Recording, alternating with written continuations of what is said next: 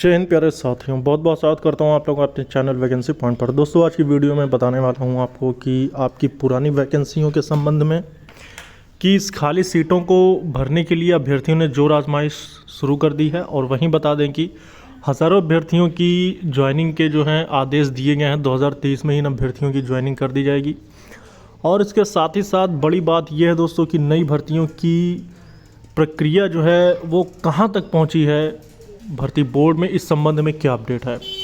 तो इन सभी सवालों के जवाब लेकर इस वीडियो में मैं हाजिर हुआ हूँ। तो वीडियो के अंत तक बने रहिएगा, चैनल को ज़रूर सब्सक्राइब कर लें। अगर आप यूपी पुलिस की भर्तियों संबंधित कोई अगर आप अपडेट चाहते हैं या फिर आप कोई भी भर्ती की तैयारी कर रहे हैं तो आप ज़रूर चैनल को सब्सक्राइब करें, जिससे कि आपको आने वाली हर अपडेट की सही और सटीक जानकारी मिल सके। और क्योंकि वैकेंसी पॉइंट चैनल लगातार इन भर्तियों के संबंध में जानकारी आप तक पहुँचाने की कोशिश करता रहा है, तो इसलिए आपसे मैं यही अपील करना चाहूँगा कि आप लोग चैनल को ज़रूर सब्सक्राइब कर लें। तो सबसे पहले मैं आपको बता दूं कि खाली सीटें जो भरने के लिए जोर आजमाइश अभ्यर्थियों ने शुरू करी है। इससे पहले भी कई बार धरना प्रदर्शन और कई तरह की चीज़ें देखी गई, लेकिन फाइनली ये बात तो तय रही कि जो अभ्यर्थियों को ज्वाइनिंग के जो आदेश पारित किए गए या उनको कहीं से भी किसी प्रकार से अगर उन्हें 100% आश्वासन मिला तो वो है कोर्ट।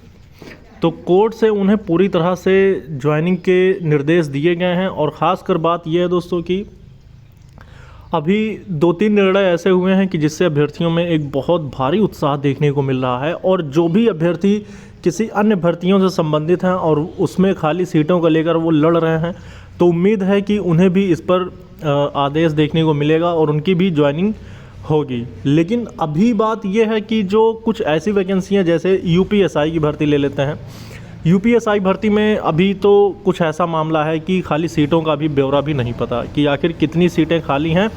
जबकि आपको पता है कि बहुत सारे अभ्यर्थी हैं जो बहुत दिमाग लगा देते हैं जब उन्हें चीज़ें पता हो जाएं, और उसके बाद कैसे उन्हें कहाँ पे कौन सी चीज़ें अप्लाई करनी है, अगर वो उस हिसाब से चलते हैं तो ये चीज़ें देखने को मिलती हैं कि फिर उन्हें निर्णय उनके पक्ष में आ जाता है। तो मैं आपको बता दूं, अभी जो सबसे लेटेस्ट आदेश पारित हुआ था और उनकी ज्वाइनिंग भी करा दी गई है, यानी कि वो रिजर्वेशन संबंधित अब जो गड़बड़ियां थी उसको लेकर यूपी पुलिस 2015 के जो अभ्यर्थी थे उसमें ये चीज़ देखा गया दोस्तों कि सीटें लगभग 3500 खाली थीं। अब 3500 सीटें खाली होने के बाद अब उस पर किसी प्रकार से जनरल आदेश पारित करने के लिए सेकेंड लिस्ट के लिए आवाज़ उठाना तो काफ़ी बड़ा फैसला था।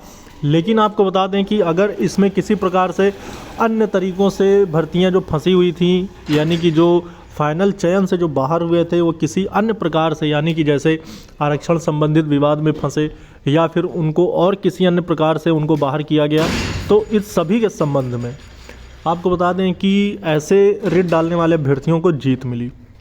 और यही चीज़ देखने को मिली है 603 अभ्यर्थियों के पक्ष में कोर्ट ने निर्णय सुनाया है 2018 वाली वैकेंसी में, जो कि 41,520 है। तो अब मैं आपको बता दूं कि ये जितनी भी वैकेंसियां हैं इन सभी के संबंध में, और जो भी अभ्यर्थियों ने क्वेरीज रखी थी कि जो भी उनके क्वेरीज थे, यानी कि जो वो पूछना चाहते थे, इस संबंध में मैं बताना चाहूँगा कि जितने भी अभ्यर्थी हैं, बहुत सारे अभ्यर्थी जो हैं वो कोर्ट पहुँच रहे हैं और ज़्यादा से ज़्यादा वो अपनी रेटों में शामिल होने की कोशिश भी कर रहे हैं। और ऐसे बहुत सारे अभ्यर्थी भी हैं जो ये चाहते हैं कि वो अब इन रेटों में शामिल हो जाएं, जैसे कि अगर कोई भी निर्णय आए तो उनको इस चीज़ का बेनिफिट मिल सके। मगर आपको बता दें कि जो भी अभ्यर्थियों को इंतज़ार है सेकंड लिस्ट या फिर वो किसी अन्य प्रकार से थोड़े बहुत मार्क्स से पीछे रह गए हैं और वो चाहते हैं कि उनके संबंध में कोर्ट निर्णय सुनाए, तो उन्हें थोड़ा सा सब्र और संयम रखना होगा। और देखिए दोस्तों, जो अपडेट्स होगी वो तो मैं अपने चैनल के माध्यम से आप तक पहुँचाने की कोशिश करूँगा और आपको रास्ते भी बताने की कोशिश करूँगा कि आप किस प्रकार से इन भर्तियों में शामिल होकर अपनी सीट सुनिश्चित कर सकते हैं।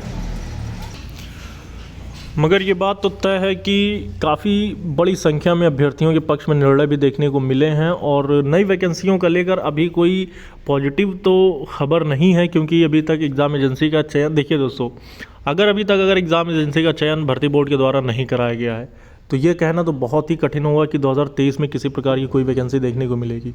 लेकिन आपको पता है कि 20 अक्टूबर को जो एजेंसियों का चयन था इस तारीख तक के लास्ट डेट रखी गई थी। इसके बाद अभी कोई डेट एक्सटेंड करने की बात नहीं कही है भर्ती बोर्ड के द्वारा। तो इसका मतलब ये भी हो सकता है कि कहीं ना कहीं इस संबंध में कोई ना कोई निर्णय भर्ती बोर्ड के द्वारा लिया गया है, और इस संबंध में कि कौन सी एजेंसी का चयन या फिर क्या है भर्ती बोर्ड के अंदर क्या चल रहा है, इस संबंध में भी मैं जानकारी एकत्रित करने की कोशिश करूंगा कि जिससे कि ये पता चल सके कि क्या नई एजेंसी का चयन हो चुका है और नई वैकेंसियों की क्या अपडेट्स हैं। क्योंकि आपको पता है रेडियो ऑपरेटर का एग्ज़ाम सबसे पहले कराया जाएगा भर्ती बोर्ड के द्वारा, जो कि लगभग 5 से 5.5 लाख अभ्यर्थी इसमें शामिल होने वाले हैं।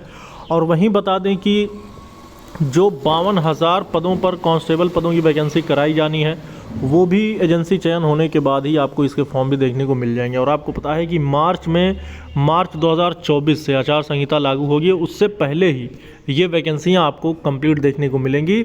और क्योंकि अदर स्टेट्स में, खासकर बिहार में जिस प्रकार से बड़े पैमाने पर वैकेंसियाँ हर विभाग में देखने को मिली हैं, तो यूपी में भी बारी आएगी, बस थोड़ा सा विलम्ब ज़रूर हो रहा है। तो हर तरह की अपडेट आपको यहाँ पे मिलती रहेगी। आप लोग थोड़ा सा संयम और धैर्य बनाए रखें। और जैसे कि आपको पता है कि पुरानी वैकेंसियाँ हों चाहे नई वैकेंसियाँ हों, कहीं ना कहीं हर तरह की अपडेट्स देखने को मिल रही हैं। और वहीं बता दें, थोड़ा सा इसमें मैं जिक्र अदर टॉपिक पे जाके करना चाहता हूं कि यूपी SSSC आयोग, आपको पता है कि आयोग की तरफ से संपन्न कराए गए 2 एग्ज़ाम्स बड़े पैमाने पर, जिसमें कि लगभग 14 लाख अभ्यर्थी शामिल हुए थे पेट के पेपर में। और इस बार का पेट का पेपर का जो लेवल भी रहा है वो बहुत ही ज़्यादा हाई रहा, और अभ्यर्थियों को लगभग 30 से 35 क्वेश्चन करने में भी माथे पसीने देखने को मिले थे।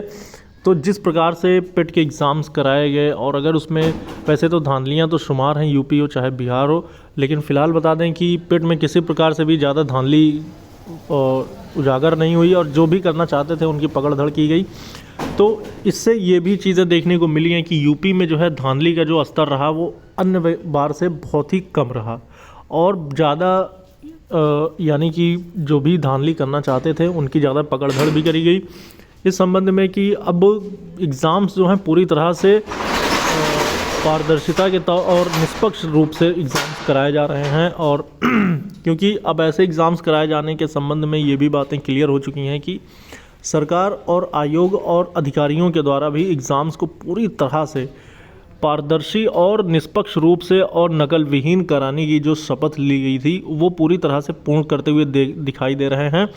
और ये भी बात है कि अगर ये नई वैकेंसियां लाते हैं और पूरी तरह से कानून व्यवस्था को अगर बहुत ही मजबूत और पूरी तरह से अगर ये बहुत मजबूत और टाइट रखते हैं तो नकल पर अंकुश लगाया जा सकता है। वैसे भी नकल कोई ऐसी चीज़ भी नहीं है कि जिसे अंकुश न लगाया जा सके, और बड़े पैमाने पर इस पर कार्रवाइयाँ करने के भी आदेश पारित किए गए थे।